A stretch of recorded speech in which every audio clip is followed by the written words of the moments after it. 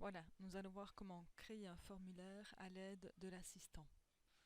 Vous allez dans le menu, dans le ruban, l'onglet Créer, et vous cliquez sur Assistant formulaire.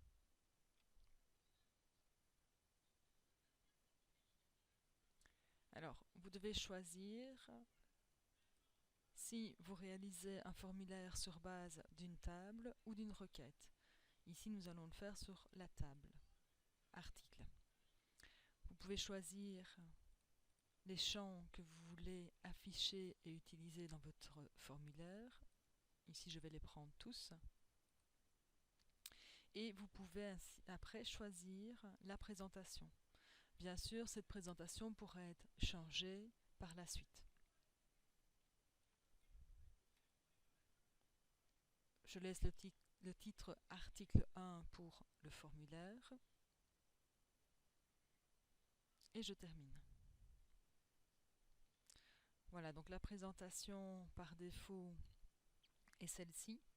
Je remarque que en dessous, j'ai la possibilité de naviguer dans les enregistrements, de passer au dernier ou au premier, et j'ai également un petit bouton qui me permettrait d'enregistrer un nouvel enregistrement. J'ai également une zone de recherche. Alors, passons maintenant en mode création. Donc, faites attention en mode création. Vous voyez qu'ici, j'agrandis la fenêtre, mais si je passe en mode affichage, ma zone a été agrandie. Donc, en mode création, vous pouvez agrandir pour voir ce que vous faites, mais après, il faudra réduire la fenêtre à la zone voulue. Donc, je peux modifier ici les champs de type texte.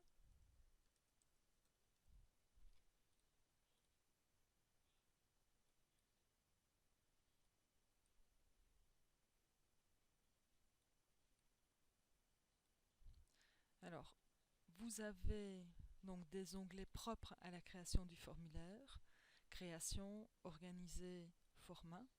Et l'onglet format va vous permettre de changer les couleurs, changer les bordures, changer la taille de la police et ainsi de suite. D'accord, donc là c'est, je veux dire, quelque chose de connu par rapport à par rapport aux autres cours que vous avez eus. Alors, si je regarde, donc ça c'est mon en-tête, qui sera identique pour tous mes articles.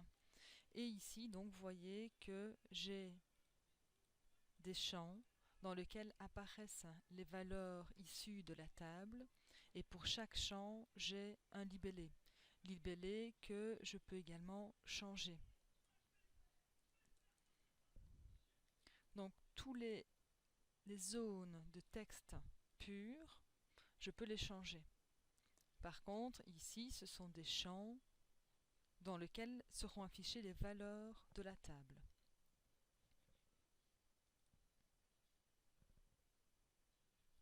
D'accord, donc ici ma zone, je l'agrandis légèrement.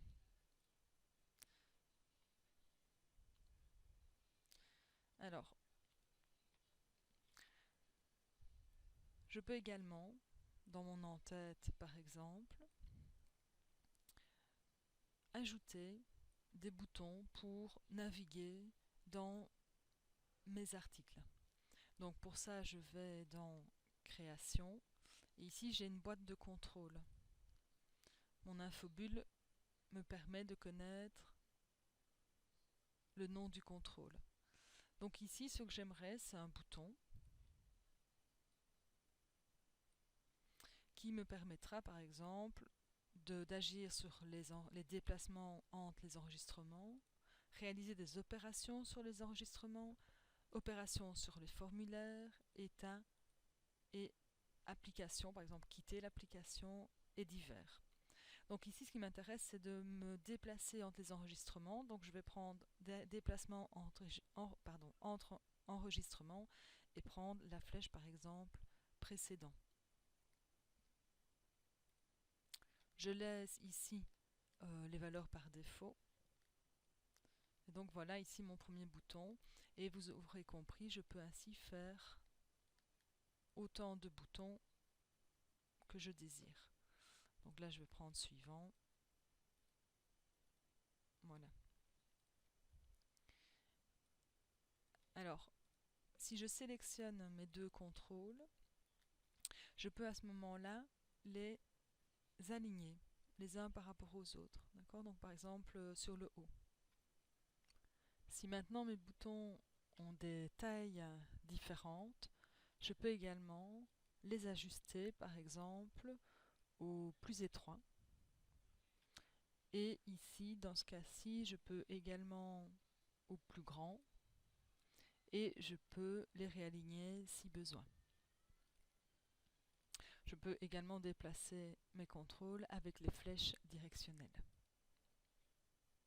Donc, vous voyez ici, ça me permet donc de me déplacer dans les contrôles. Donc, par ce procédé, je peux refaire ces contrôles qui sont tout petits ici en plus grand pour que l'utilisateur ait plus facile de manipuler le formulaire. Alors, ici, je peux également rajouter une liste déroulante qui me permettra de sélectionner l'article à modifier. Donc, j'ai un assistant qui me propose 3 choix. Dans ce cas-ci, je désire rechercher un enregistrement basé sur la valeur que j'ai sélectionnée dans la liste déroulante. Donc, je fais suivant. Quels sont les champs qui vont apparaître dans ma liste déroulante? Je vais prendre la référence et le nom du produit. Suivant. Donc ici, bien laisser cocher le fait que la clé primaire sera cachée. Suivant. Moi, je laisse l'étiquette par défaut. Terminé. Donc si je passe en mode affichage, vous voyez ici l'étiquette, hein, le label, je le supprimerai après parce qu'il n'a pas tellement d'intérêt ici. Et donc voilà comment se présente ma liste déroulante. Donc si je prends gilet cuir, je vois bien que j'ai des informations sur le gilet cuir. Et ainsi de suite. Donc si je repasse en mode création, je vais supprimer ici mon étiquette. Donc je clique sur nom du produit, delete. Alors je vais également aligner ici mes éléments sur le bas. Et je les déplace ensuite avec mes flèches directionnelles.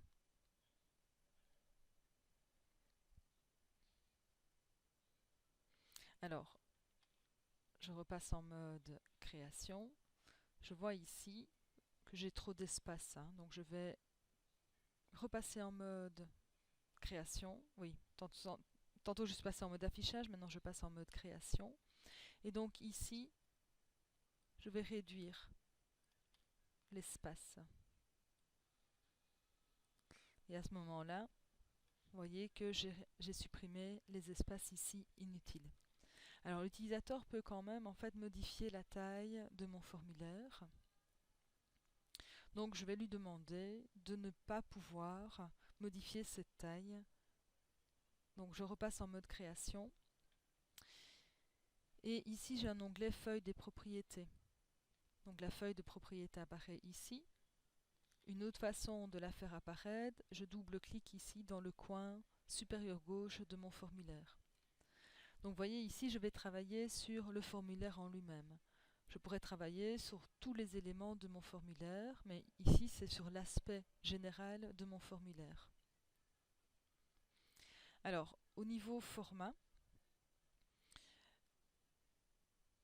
je vais regarder, je vais chercher pour pouvoir en fait ne pas permettre l'agrandissement de mon formulaire.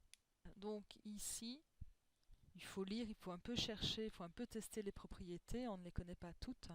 Mais donc ici, je vois style de bordure et j'ai différents choix. Et par défaut, c'est dimensionnable. Donc moi, je vais dire un très simple fixe. Je vais repasser en mode affichage. Et donc, vous voyez qu'à ce moment-là, je ne peux plus agrandir mon formulaire. Ce que j'aimerais également, c'est cacher ceci. D'accord? Étant donné que j'ai réalisé les boutons ici, je vais masquer cette zone-là.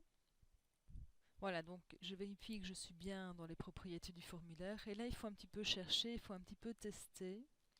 Alors, pour supprimer ces boutons, vous voyez ici, j'ai bouton de déplacement. Je vais mettre à non.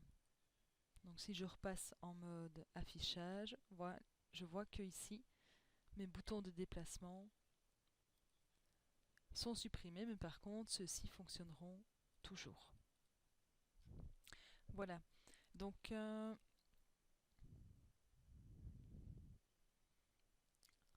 en mode affichage, je vois donc que je peux changer les valeurs. Alors en mode création, je peux changer le format. Donc attention, bien sélectionner ce qu'on veut modifier. Donc vous voyez ici le format. Je vais pouvoir lui dire que je veux tout en minuscule par exemple. Donc si je repasse ici,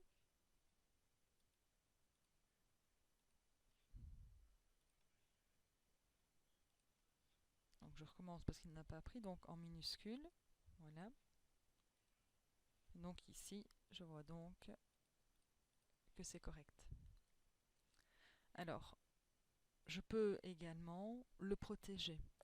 Donc pour le protéger, à ce moment-là, je vais regarder, donc pas dans le format, mais dans les données.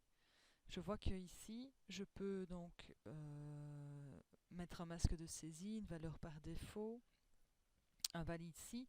Mais vous voyez par exemple que le format, je l'ai changé dans l'onglet format. Donc l'onglet données me propose un champ non verrouillé. Je vais le verrouiller. Et si je repasse en mode création, à ce moment-là, je ne sais plus. D'accord, donc hop là, je suis pas dans dans la bonne catégorie. Voilà. Et donc ici, vous voyez que je ne sais plus le modifier.